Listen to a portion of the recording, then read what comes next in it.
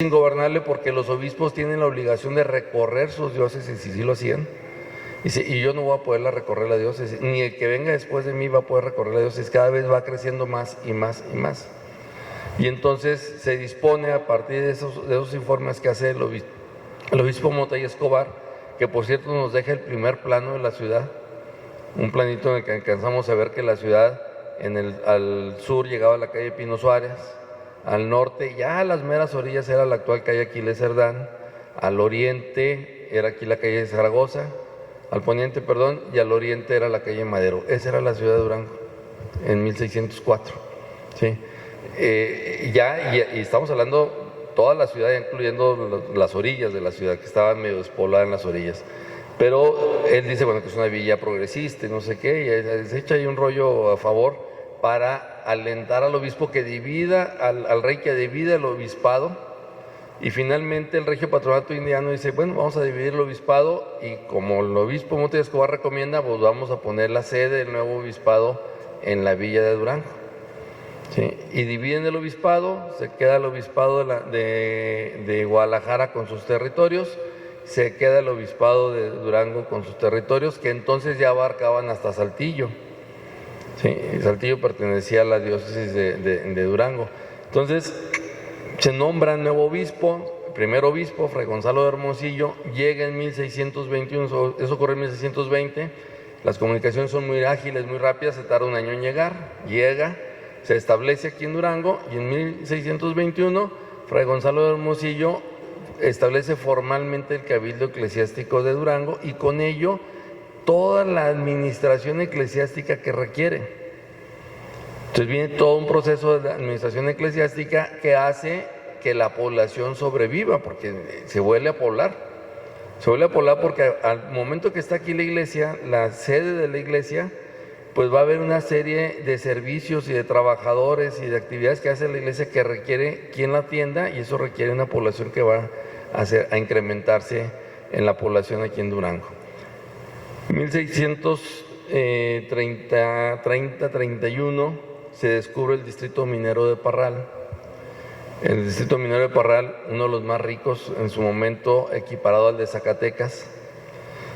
Y cuando se descubre el distrito minero de Parral, el gobernador que estaba aquí, Valdés, dice, pues yo qué estoy haciendo aquí, ¿verdad? Y se va a Parral. Y cambia la capital a Parral, no solo se va el gobernador, sino se va el gobierno a Parral. Y él era gobernador y capitán general, entonces se va el gobierno y se va el ejército a Parral. Y se despuebla la ciudad. ¿Sí? La ciudad queda viviendo alrededor de la vida eclesiástica nada más, lo que el obispado podía organizar. En ese momento el obispo Diego Evi Valdés, tío del gobernador, ¿sí?, pues le reclama que regrese. Él dice, pues no, es que el negocio está acá, ¿verdad? Acá es donde tengo que vigilar los dineros del rey, que no se vayan para otro lado, y se va a Parral, ¿no? Y entonces lo que va a hacer Evi Valdés es solicitarle al rey que le ordene al gobernador que regrese a la capital. Si él se quiere ir, pues que se vaya, pero que regrese a la capital debe estar aquí, porque sin la capital, pues la ciudad no va a crecer, o sea, la ciudad no va a progresar, porque toda la administración pública, que significa el control de todo el reino, pues ya se fue. Rápidamente se inicia el proceso judicial, siguiendo la tradición judicial de la corona, y que la heredamos de alguna manera. Se tarda 112 años en resolverse, rápida, expedita y sin más trámite. 112 años después se determina que efectivamente el gobernador fue incorrecto, se sanciona, ya no vivía, se sanciona al gobernador que ya no vivía en este sentido, y se ordena el regreso de los gobernadores a la ciudad de Durango. Hay que decir, la ciudad de Durango alcanza el rango de ciudad, no lo dije, cuando llega el obispo, Fray Gonzalo de Hermosillo, lo primero que dice, pues me engañaron, ¿verdad? No era un lugar que me dijeron que iba a ser. Ni siquiera es una ranchería donde me mandaron, ¿no? Se llama Villa de Durango, pero pues ni siquiera es una ranchería. Pero no es un lugar digno de un obispo. No es un lugar digno de un obispo no puede firmar en la Villa de Durango. ¿sí? Va en contra de la dignidad eclesiástica y en ese sentido solicita al rey pues que le eleve la categoría a la población. Y el rey, sin medir y sin ver consecuencias y sin analizar el entorno de la población, dice: sí, es cierto, nuestros obispos deben de tener el rango y la dignidad de donde viven, y entonces emite la cédula real donde erige a la ciudad, a la Villa Durango como ciudad. Le da la categoría de ciudad cuando no tenía ni siquiera el tamaño de una villa. Y se convierte en la ciudad de Durango a partir de 1630. A partir de 1630 se convierte en ciudad y bueno, ya somos ciudad, ¿sí? Por decisión del rey somos ciudad, a petición del obispo, pero luego viene este problema que les menciono, que se va la administración a Parral, regresa a la ciudad, regresamos acá y estamos aquí en la ciudad de Durango para 1748. El marqués de Torrecampa regresa como gobernador, o es nombrado y llega como gobernador a Durango. No le gusta la ciudad de Durango, ¿sí? El marqués de Torrecampa se manda a hacer una casa fuera de la ciudad de Durango, que ahora conocemos como la Labor de Guadalupe. Lo que es la Casa Grande de la Labor de Guadalupe es la casa que manda a hacer el gobernador para su residencia. Ahí venía, atendía aquí las cosas y se iba allá vivía pues en la labor de Guadalupe, ¿no? Y entonces es una ciudad que tiene muchas complicaciones para sobrevivir. Es una ciudad que van y vienen los momentos históricos y tiene muchas complicaciones para sobrevivir. ¿Dónde es donde empieza a crecer? ¿Dónde es donde se convierte en una ciudad de más o menos relevancia e importancia? Cuando se descubre el distrito minero de Guarizamey, en San Dimas, en la segunda mitad del siglo XVIII, si empieza la explotación de las minas de Guarizamey. El distrito minero de Guarizamey era comparable o era comparado al de Zacatecas y al de Parral. Es uno de los grandes distritos mineros que se encontraron en el norte, ¿verdad? Ya muy tardío lo descubren a mediados del siglo XVIII, pero Guarizamey, los que conocen Guarizamey, aquí el profe Memo que ha andado por allá viviendo, aquí Máximo, los que conocen, esa zona es una zona inaccesible totalmente, es una zona totalmente inaccesible. O sea, las empresas mineras que se establecían en aquel entonces en los filos de las cañadas, en los pedacitos que quedaban, o sea, no era un lugar donde se pudiera desarrollar una población que administrara eso, y la población que le quedaba cerca era Durango.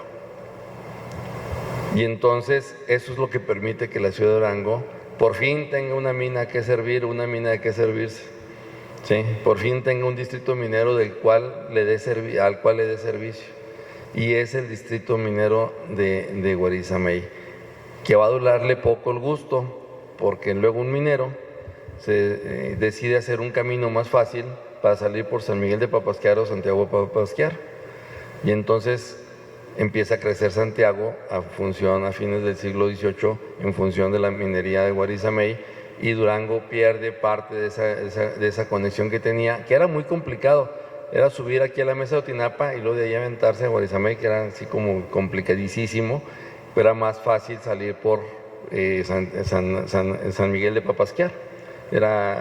Pero bueno, ahí va a ser una disputa de conectividad la que se va a dar, pero finalmente pues la capital es la capital y es la que lleva mano y es la que permite que se pueda desarrollar la ciudad de Durango y vengan grandes empresas mineras y vengan grandes construcciones como este palacio.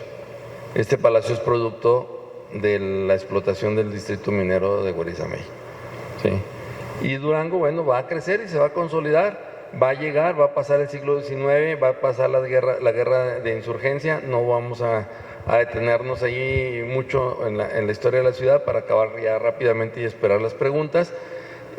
Vamos a enfrentar momentos políticos importantes, claves. La ciudad sigue siendo la capital, sigue siendo una ciudad con vocación política, no perdió su vocación política, creció un poco en la economía con la minería, pero no perdió su vocación política. Llegamos al momento cumbre de la creación de la Federación de Estados Unidos Mexicanos, después del Imperio de Iturbide, después de la independencia del Imperio de Iturbide. Y llegamos al momento crítico en que los intentos vascos, esa sangre vasca que corre de repente por la sangre de los duranguenses, que intenta separarse de la federación, del intento de federación de Estados Unidos mexicanos y crear la propia Federación de Estados Unidos de la Nueva Vizcaya.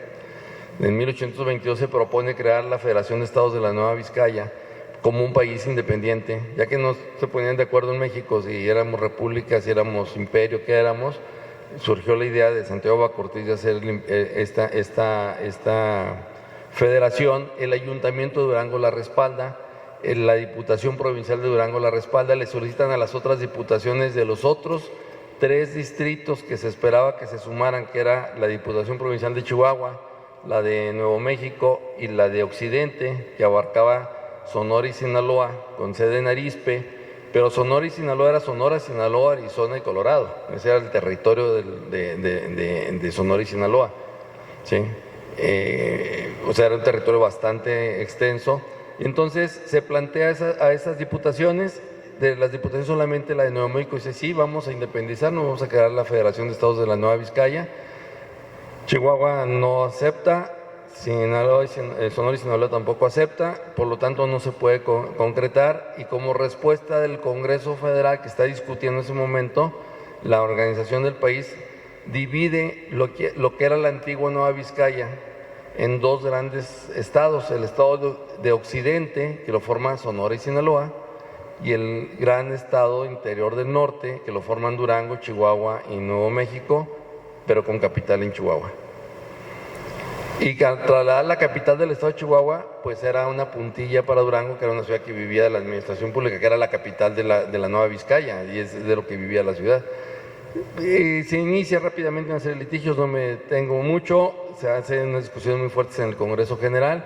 Durango mantiene su postura de independentista, o sea, Durango dice, si no somos estados nos independizamos, aunque quedemos rodeados por estados de los Estados Unidos mexicanos, nos independizamos. Y bueno, se trata de la unidad y demás, y finalmente se decide dividir el gran estado interior del norte en 3 entidades, Durango, Chihuahua y Nuevo México, que lo recordaba el profesor Eduardo hace un momento. Eso ocurrió el 22 de mayo de 1824, cuando finalmente se acepta dividir el territorio y dejar a Durango con su capital, que quitarle a Chihuahua, ponerle capital a Chihuahua y separar a Nuevo México. A Nuevo México no lo integran a Chihuahua, lo separan justamente por ese intento separacionista, como un castigo adicional, para que dependa directamente del gobierno del departamento de la Ciudad de México. Sí, si querían control sobre el territorio, más control no podían tener, hacía distancia breve, ¿no? Desde la Ciudad de México hasta Nuevo México. Y luego nos preguntamos que por qué se independizaron y por qué se separaron y más. Bueno, pues es muy evidente la falta de control político que había en el territorio, pero no me voy a detener en esa parte.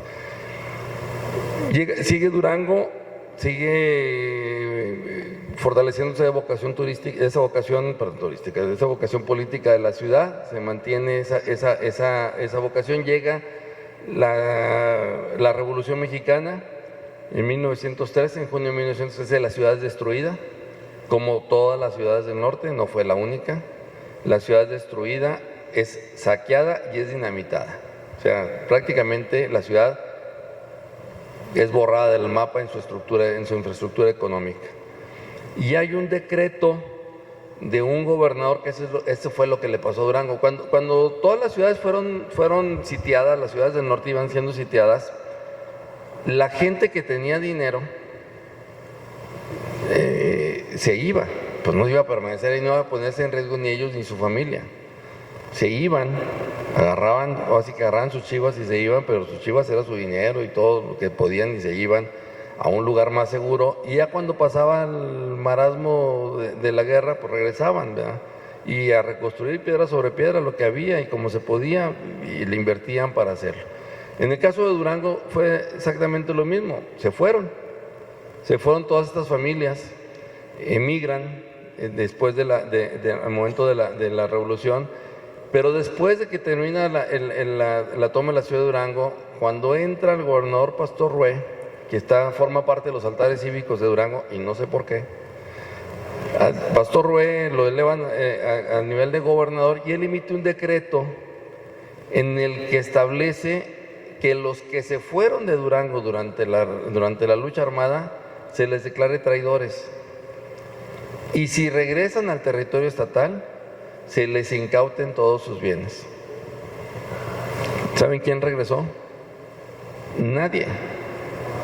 Nadie, o sea, pues no estaban locos, o sea, si me regreso me van a incautar mis bienes, pues no me regreso. Y lo que pasó es que Durango fue la única ciudad que no se reconstruyó. Todas las demás regresaron las gentes, regresaron a sus poblaciones, las reconstruyeron, y Durango no se reconstruyó. Durango quedó en ruinas, quedó abandonado, y no había capacidad económica de volverla a reconstruir, de volverla a hacer crecer, porque los capitales pues se fugaron y les pusimos un dique para que no se regresaran. ¿Sí? Y entonces allí inicia la debacle de la ciudad de Durango en relación con el desarrollo de las ciudades del norte. Últimamente se le ha dicho que Durango es la Chiapas del norte, una manera peyorativa de llamarle, pero es justamente eso, es la ciudad rezagada del norte, pero su rezago empieza ahí. Un rezago que se va a agudizar con otra serie de acciones políticas que vienen. Vendrá después el Estado queda dividido en dos grandes grupos revolucionarios, los villistas por un lado, de este lado, y los arritistas de este lado, los carrancistas de este lado. Queda dividido en dos grandes grupos, pero los carrancistas, que son los que se quedan en el poder, ¿sí?, se ponen en contra de Obregón en el 20, encabezados por Domingo Arrieta. Domingo Arrieta se levanta en armas contra Obregón, y esto provoca pues una reacción evidentemente militar del gobierno federal hacia la ciudad de Durango y una serie de acciones políticas. No extraña que en la misma década de los 20, cuando inicia el movimiento cristero, pues sea la población de Durango una de las que financia a los cristeros. No son combatientes, nomás financian, ¿sí? Los combatientes son los campesinos, ¿sí? Pero la población financia al movimiento cristero, y eso trae como consecuencia que al acabarse el movimiento cristero, al pactarse el final en el 29, lo que va a suceder es que se va a emitir un decreto para establecer la veda forestal de Durango, nada más de la zona cristera. Estaban protegiendo el medio ambiente, según eso, pero nada más protegieron el medio ambiente en la zona cristera. Se declara una veda forestal que va a afectar el desarrollo de las empresas forestales, que era de lo que vivía en ese momento ya la ciudad de Durango, ¿sí?, de la vida pública y de la empresa forestal. Pues le cortan la parte de la empresa forestal con esta veda, y eso hace que venga una debacle terrible para la ciudad de Durango, y se rezague más en relación con el desarrollo del norte del país. Y esa serie de medidas, cuando se empieza a construir la red carretera nacional, ya que se establece en los años 40, se construye la carretera panamericana, que ahora la reconocemos mucho por la carrera, pasa por Durango y va de aquí a Parral, pero no pasaron muchos años en que le hicieron un corte a la carretera de Fresnillo a Cuencamé y dejaron aislado a Durango. ¿Sí? Todo el circuito comercial se va por esa parte y se va para el norte y al centro del país y deja aislado a Durango. Entonces, Durango sí, se sigue metiendo como la capital, pero sigue estableciéndose en un nivel de rezago fuerte en relación con toda la región, y ese es como nos toma el inicio del siglo XXI, en el que están haciendo esfuerzos muy importantes por recuperar la conectividad, por recuperar la capacidad de desarrollo de la ciudad y por separar la vida pública de la parte económica de la ciudad. Ahorita cualquier problema que afecte a las finanzas estatales afecta a toda la población, porque toda la población de una u otra manera depende de la proveeduría del Estado. La inmensa mayoría depende de la proveeduría del Estado. Entonces, lo que está tratando de hacer es generar toda una serie, un desarrollo en dos grandes vertientes que puedan liberar la economía de la cadena productiva del Estado para que sea independiente y no le afecte y pueda crecer la ciudad como creció en otras ciudades, como creció en la comarca lagunera, como creció Monterrey y demás, que van a la par de la actividad económica. Y esta actividad económica que se tiene que impulsar son dos, y se está tratando de impulsar: la industrial como tal y la turística. Porque si se logra impulsar la industria y el turismo, por añadidura va a impulsar al comercio, va a arrastrar al comercio, va a jalar al comercio por sí mismo. Y entonces ya se tratará de evitar la dependencia tan grande que tenemos de la administración pública. Pero esa dependencia que tenemos de la administración pública, lo que tenemos que tener claro, y con eso termino, es que es histórica. La vocación de la ciudad de Durango es ser la capital política de un territorio, y por lo tanto su vocación económica es la administración pública. No es el comercio, no es la industria, no es la minería. ¿Sí? Su vocación ha sido a lo largo de 461 años la administración pública. Pero tenemos que romper eso para poder desarrollarnos, si no, no nos vamos a poder desarrollar. Con eso termino y espero haberles puesto así 2 o 3 puntillas para que me pregunten cosas. ¿Sí? Fuerte el aplauso. Muchas gracias, Javier, por ese análisis. Créanme, los que estamos aquí lo estamos percibiendo, los que nos están viendo por el canal también. Es un lujo contar con alguien como Javier Guerrero, que nos hace un análisis tan minucioso del devenir de los tiempos en Durango. No podríamos entender la situación actual de Durango si no conocemos estos pormenores, si no nos damos cuenta cómo desde el primer momento hasta este momento los habitantes de Durango nos mantenemos en una lucha constante por sobrevivir y por sobrevivir bien. En el primer periodo de Ibarra, después de su primera incursión en la que descubre la mina a Tajo Abierto en Avino, de 1554 al 63, él se establece entre San Martín y Avino, pero la mina de Avino era de él, y estableció algunas cuantas familias a vivir ahí.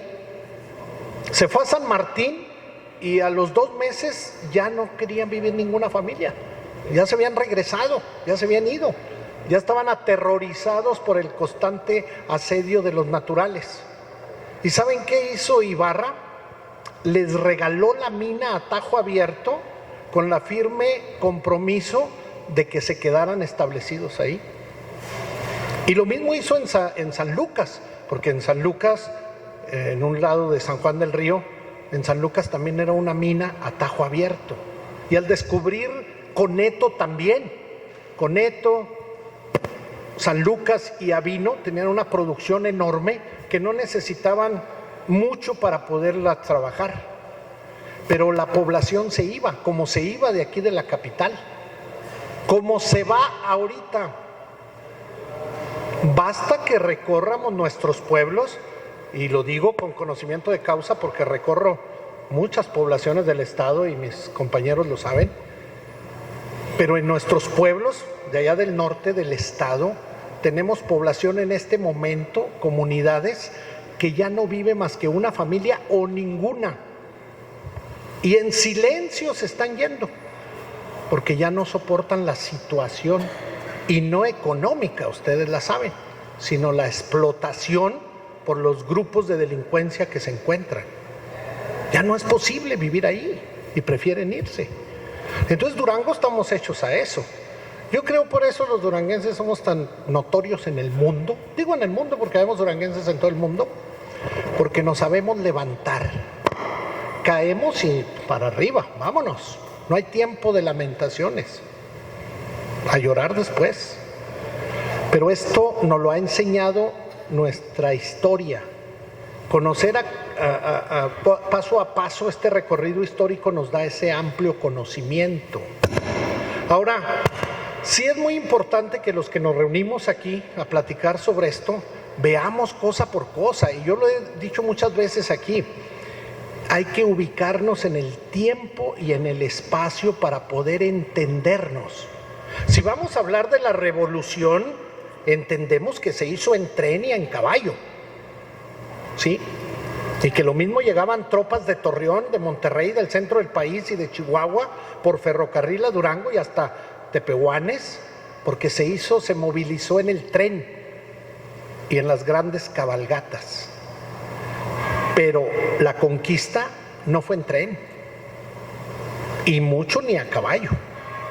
Los indios y los esclavos traídos de los afroamericanos y los indios ya catequizados a pie, y los nuevos capturados a pie, y nada más los españoles a caballo.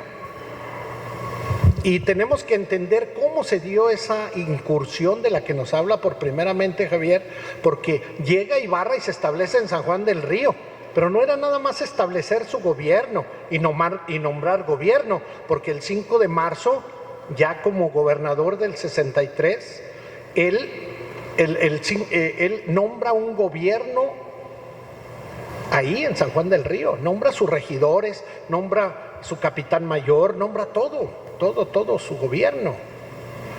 Pero no era nada más nombrarlo y convivir y vivir en un campamento donde los víveres traídos desde Zacatecas pues se iban a acabar. Los embutidos que ellos traían duraban muchísimo, los jamones y demás, el pan de trigo y demás, pero se iban a terminar como se le terminaron en la primera incursión. ¿Qué necesitaba Ibarra ahí? Y es lo que hizo: mercedes de tierra, estancias de ganado mayor, dar mercedes. Y las mercedes fueron lo que después conocimos como las haciendas de menores. ¿Por qué? Porque esas tierras de las haciendas de menores era San Juan del Río, ahora se encuentra mitad en el municipio de Rodeo y mitad en San Juan. Pero esas tierras producían enormes cantidades de trigo porque estaban bañadas por el río San Juan y luego por las grandes avenidas del río Nazas, en lo que ahora es Palmitos de Arriba, Huichapa y demás tierras de Rodeo que pertenecían a San Juan. Y San Juan en sí, toda la parte de menores que está con el río. Ahí criaban enormes cantidades de ganado mayor y equinos porque necesitaban mulas para el tiro y la carga, burros, mulas, y necesitaban caballos, pero necesitaban trigo. Por eso es tan importante hacer el recorrido en todos nuestros pueblos, porque en todos encontramos los molinos de trigo. Los españoles no sabían comer maíz, no. Había tortillas, sí, los naturales podían hacer tortilla, pero no era la costumbre, no podían comerlo. Tenían que comer pan de trigo. Entonces son cosas básicas para ir entendiendo este recorrido. A mí me ha encantado este recorrido, ya lo he escuchado en otras ocasiones a Javier y quiero siempre compartirlo y agradecerle que lo comparta con ustedes. Yo quisiera escuchar algunas opiniones de ustedes. No se les olvide que venimos a Palacio, pero para compartir. Porque si estamos en casa y están viendo esto en una serie o lo quieren encontrar en una serie, en primer lugar no la van a encontrar. Y en segundo lugar, pues van a estar solos y aquí podemos compartir, platicar y escuchar a los demás. Muy bien, por ahí tenemos el otro micrófono. Coronel.